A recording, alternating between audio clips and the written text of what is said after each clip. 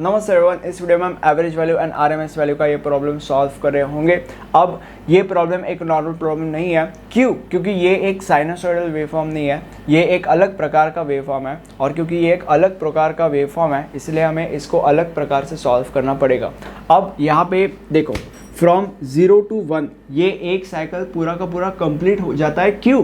क्योंकि उसके आगे ये जो है ये और ये सेम ही है, ठीक है। तो इसलिए इसको कंसिडर करने की कोई भी ज़रूरत नहीं। अगर तुम ये भूल भी गए तो भी चलेगा, अगर तुमने ये कंसिडर किया कि मैंने ये रब भी कर दिया तो भी चलेगा, ठीक है, क्योंकि ये और ये सेम है। अब जब भी तुम एक वेव फॉर्म देखते हो, तुम्हें सबसे पहले ये आइडेंटिफाई करना पड़ता है कि वो वेव फॉर्म एक सिमेट्रिकल वेव फॉर्म है या असिमेट्रिकल वेव फॉर्म है। सिमेट्रिकल वेव फॉर्म मतलब पॉजिटिव और नेगेटिव सेम होता है, और असिमेट्रिकल वेव फॉर्म मतलब पॉजिटिव और नेगेटिव डिफरेंट होता है। अब यहाँ पे पॉजिटिव ये है, नेगेटिव दिया ही नहीं है, इसलिए ये एक असिमेट्रिकल वेवफॉर्म है, ठीक है। अब क्योंकि ये एक असिमेट्रिकल वेवफॉर्म है, इसलिए हम असिमेट्रिकल के फॉर्मूले असिमेट्रिकल वेवफॉर्म के फॉर्मूले यूज़ करके आंसर निकालेंगे। असिमेट्रिकल के फॉर्मूलेज में भी जो एवरेज वैल्यू का फॉर्मूला है वही हम यूज़ करेंगे। क्यों? क्योंकि हमें सिर्फ और सिर्फ एवरेज वैल्यू ही निकालना है, राइट। अब सबसे पहले हम क्या करेंगे? सबसे पहले हम फ्रॉम 0 to 1, क्योंकि हम 0 to 1 ही कंसिडर कर रहे हैं, आगे तो हम कंसिडर नहीं कर रहे हैं, तो फ्रॉम 0 to 1 जो पार्ट है, मतलब जो फुल साइकिल है, उसका इक्वेशन निकालेंगे। उसके बाद हम डायरेक्टली एवरेज वैल्यू का फॉर्मूला डाल के या वो यूज़ करके उसका आंसर निकाल देंगे, राइट। शुरू करते हैं। Writing equation for 0 to 1। अब यहाँ पे 0 to 1 में है क्या? 0 to 1 में बस एक स्लोप है, राइट, मतलब बेसिकली ये एक स्लोप है। अब इसका जो नीचे का पॉइंट है, यानी कि ये, अब अगर इसका एक्स एक्सिस और वाई एक्सिस अगर निकाला जाए तो एक्स वैल्यू 0 है और वाई वैल्यू 0 है, राइट। सो यहाँ पे हम लिखेंगे 0,0। और अगर इसका एक्स वाई का वैल्यू निकाला जाए तो एक्स एक्सिस पे क्या है? 1 है, और वाई एक्सिस पे 4 भी है। सो एक्स वाई यानी कि 1 और 4। जिस इक्वेशन में हमें डालना पड़ता है इन वैल्यूज़ को, वो है y2 minus y1 upon x2 minus x1 is equal to y1 minus y upon x1 minus x। But यहाँ पे समस्या ये है कि हमारे पास x1, x2, y1, y2 की वैल्यू ही नहीं है। हम वो वैल्यूज़ इनसे निकालेंगे।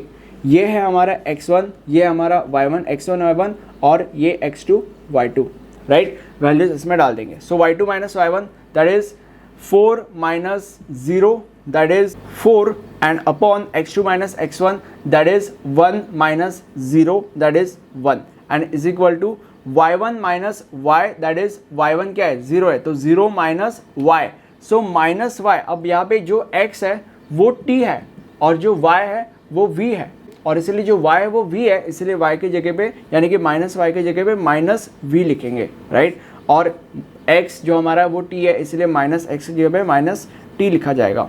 अब ये माइनस माइनस कट हो जाएगा, एंड उसके बाद अगर सॉल्व करें तो हमें मिलेगा v is equal to 4t। अब ये जो v is equal to 4t आया है, this is for 0 to 1, right. So for 0 to 1 मतलब बेसिकली यही हमें ढूंढना था। अब इक्वेशन हमने ढूंढ लिया, ये हमारा इक्वेशन है। अब इसको हम उस फॉर्मूले में सब्स्टिट्यूट कर देंगे। अब हमें v एवरेज निकालना है, राइट, मतलब बेसिकली एवरेज का वैल्यू निकालना है, मतलब बेसिकली v एवरेज निकालना है। सो अभी क्योंकि ये असिमेट्रिक है तो इसलिए असिमेट्रिक के अंदर एवरेज वैल्यू का formula, so v average v average avg, so v average is equal to क्या है? Area of full cycle. तो अभी यहाँ पे फुल साइकिल क्या है? From 0 to 1, right. सो अभी फुल साइकिल है और उसका एरिया हमें निकालना है, विच इज़ 0 to 1, इसलिए हम लोअर लिमिट 0 लेंगे और अपर लिमिट 1 लेंगे।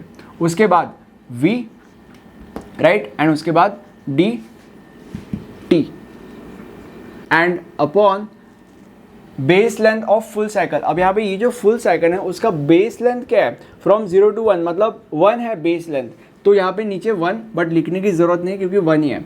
अब यहाँ पे v के जगह पे v का वैल्यू आ जाएगा, which is 4t and dt। अब इसको आपको सॉल्व करने की ज़रूरत नहीं है, इसको आप कैल्सी की मदद से सॉल्व कर सकते हो। अब ये हमारा कैल्सी है। इंटीग्रेशन जो लोअर लिमिट है वो है 0 और अपर लिमिट है 1। उसके बाद यहाँ पे 4t है, राइट, बट हम 4t नहीं लिखेंगे, 4x लिखेंगे। क्यों? क्योंकि जो हमारा हमारा जो dt था उसके जगह पे यहाँ पे dx है, मतलब बेसिकली जो हमारा t है वो इसका इस कैल्सी का x है, इसीलिए हम 4t की लिखने के जगह पे 4x लिखेंगे। सो यहाँ पे 4x and is equal to answer is 2। तो आंसर आया था 2 और यहाँ पे मैं लिखूंगा 2v, ये उसका यूनिट, और ये आपका फाइनल आंसर है।